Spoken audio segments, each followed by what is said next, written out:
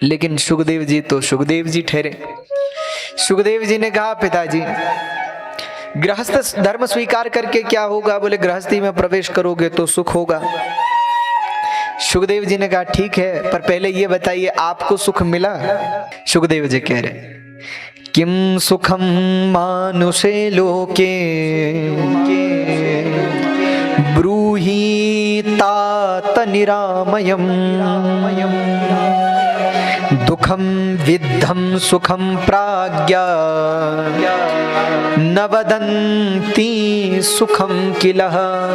कुछ ऐसा ही एक श्लोक श्रीमद् भागवत में भी देखने को मिलता है। किम सुखम मानुषे लोके देहिनाम क्षणभंगुरा, पर वहां क्षणभंगुरा है और यहाँ सुखदेव जी कह रहे हैं ब्रूहि तात निरामयम्। पिताजी बोलिए, आप ही बताइए संसार में कौन सा सुख है? किम सुखम मानुषे लोके। अच्छा, आप सब लोग भी संसार में, घर में, गृहस्थी में, आपको घर में गृहस्थी में कौन सा सुख मिला भैया? बोलो, कौन सा सुख है संसार में?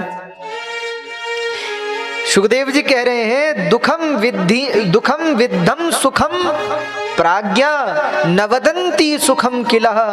बोले संसार में सुख दिखाई तो देता है पर होता नहीं है। इसीलिए सांसारिक जो सुख है वो कैसा है? मिथ्या है। उसकी कल्पना, उसकी उपमा ऋषियों ने किससे की? मृग मरीचिका से की। वेदांत में एक शब्द आता है मृग मरीचिका। मृग मरीचिका क्या है?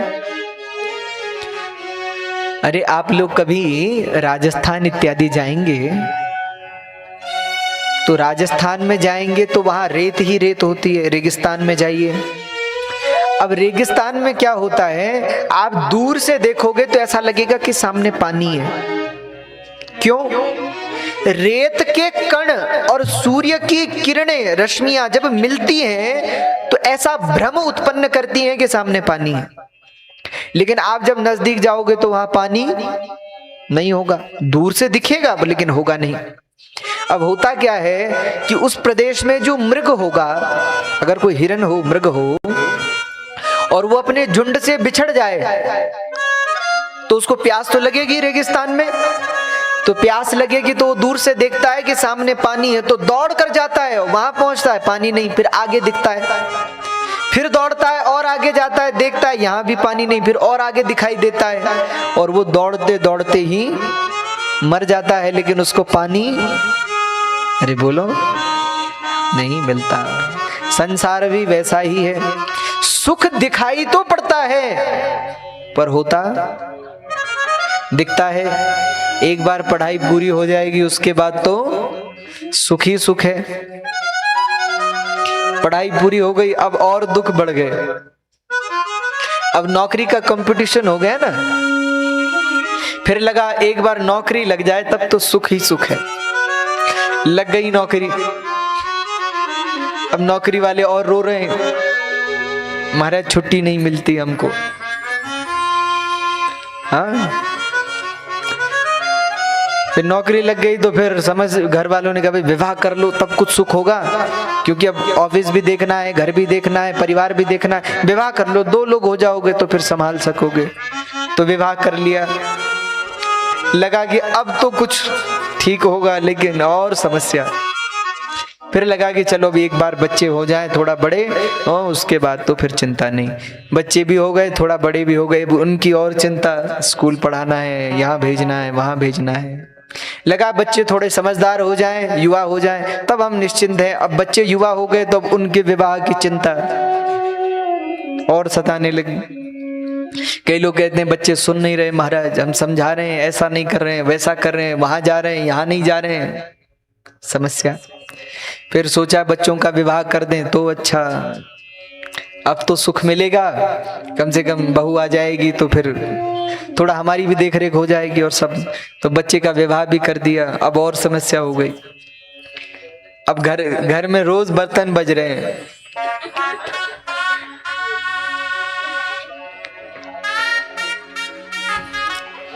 अब और समस्या हो गई। अभी कुछ वर्ष पहले की बात है, कुछ वर्ष पहले की बात है, हम एक जगह कथा में थे, तो एक माताजी, वहाँ जेल में भी थोड़ी देर का प्रवचन था हमारा, वहाँ एक जेल थी, तो कुछ ऐसा कार्यक्रम बना था कि जेल में भी 1-1.5 घंटे का प्रवचन हो, जो कैदी हैं उनको भी कुछ सुनने को मिले। तो वहाँ प्रवचन रहा, उसके बाद वहाँ सब अधिकारी भी थे। तो प्रवचन के उपरांत वहाँ एक महिला अधिकारी थी, उन्होंने हमसे प्रश्न किया, पुलिस में थी वो, बोले महाराज इनकी ओर से एक प्रश्न मैं भी करना चाहती हूँ। हमने कहा पूछिए। बोले महाराज यहाँ कई महिलाएं ऐसी हैं, वृद्ध महिलाएं, जिन्होंने अपने बच्चों का विवाह किया था इसलिए कि बहू आएगी 2 रोटी खिलाएगी। तो हमने कहा फिर क्या समस्या? बोले महाराज बहू आई, अब जेल में चक्की पीस रहे हैं, अब जेल की रोटी खा रहे हैं। तो उन्होंने तो कुछ और भी प्रश्न किया हमसे, पर उस विषय पे नहीं जाएंगे हम। तो हम तो फिर ऐसा भी नहीं है कि भाई एक की ही गलती है, दोनों की ओर से संसार है, परिवार है, हर किसी की भूल है। अच्छे व्यक्ति को अच्छे लोग मिलते हैं, बुरे व्यक्ति को बुरे ही मिलते हैं। अच्छे को सब अच्छे मिल जाते हैं, बुरे को। मुझसे कई लोग प्रश्न करते हैं महाराज आपने इतनी यात्राएं की, इतनी कथाएं की, आपको कहीं कोई सबसे अच्छे लोग कहाँ मिले? मैंने कहा मुझे सब अच्छे ही मिले, बुरे कोई मिले ही नहीं। हाँ, यदि आपकी दृष्टि ठीक है तो सब अच्छे ही हैं, बुरा कोई नहीं। तो हमारे कहने का आशय, घरों में भी समस्या है, तो फिर सोचा कि विवाह हो जाएगा तो फिर कुछ सेवा होगी।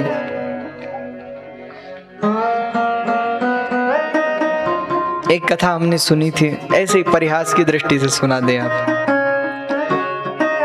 कहते घर में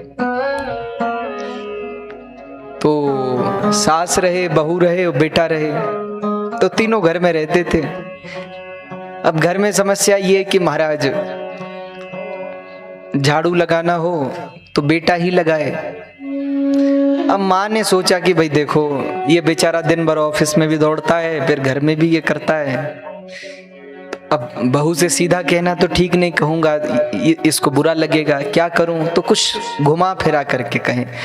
तो क्या कहें? तो जब बेटा झाड़ू लगा रहा था तो सास आई, उसने कहा कि अरे बेटा तू क्यों झाड़ू लगा रहा है? मैं लगा देती हूँ। तो उससे झाड़ू ले लिया, मैं लगाती हूँ।